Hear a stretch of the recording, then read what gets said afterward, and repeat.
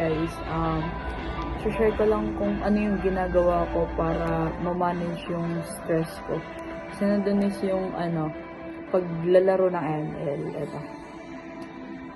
Ayan, naglalaro ako ng ML para mabawasan yung stress ko.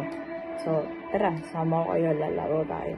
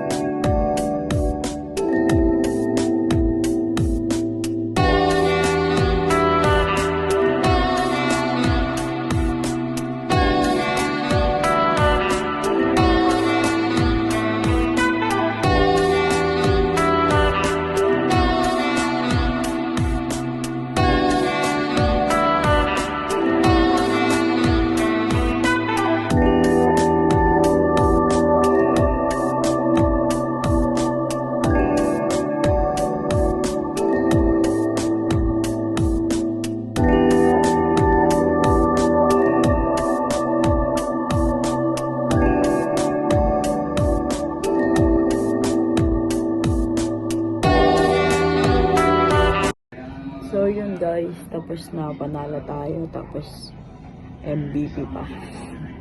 So ayun, syempre pag nananalo, nawawala yung stress, nag-enjoy.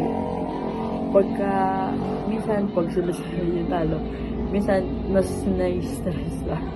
Pero hindi lang naman ML yung ginagawa ko pagka na-stress ako. Ito guys, ayan, hilig ko din magbasa.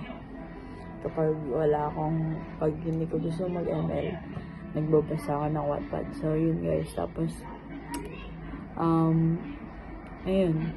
And next naman is, ipapakita naman ng mga kaibigan at kaklase ko kung paano naman yung way nila para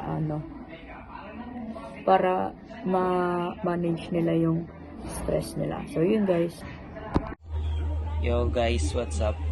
Gusto ko lang share sa inyo yung ginagawa ko upang ma-manage ko yung stress ko.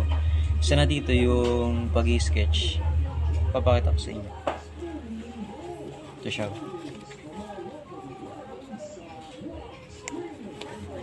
Nakakatulong sa akin yung pag-i-sketch kasi alam naman natin sa college na mas maraming kailangan gawin and mas maraming isipin. So, nakakatulong sa akin yung pag-i-sketch upang ma-relax yung pag-iisip ko, and at the same time nag-e-enjoy din ako. Yun lang. So yun nga guys, gusto ko lang sa inyo i-share kung paano ko na-i-manage ang aking stress sa pamamagitan ng pagbabike.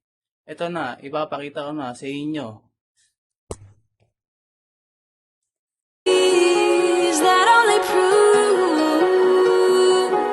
and this is when the moments turn to memories, and this is when the future gets so clear to see, and this is when tonight becomes a masterpiece, and this is when the moments turn to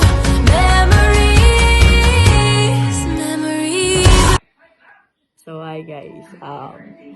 Tapos na nila ipakita yung mga way nila para ma-manage yung stress nila. So, ngayon is magkikita-kita kami. Kasi isa din yun sa paraan namin para mawala yung stress namin. Yung makabanding namin isa't isa, kwentuhan, ganyan, kumain, tapos kung saan-saan pumunta. So, tara guys, kasi sasama ko kayo ngayon sa gala namin. So, yun lang.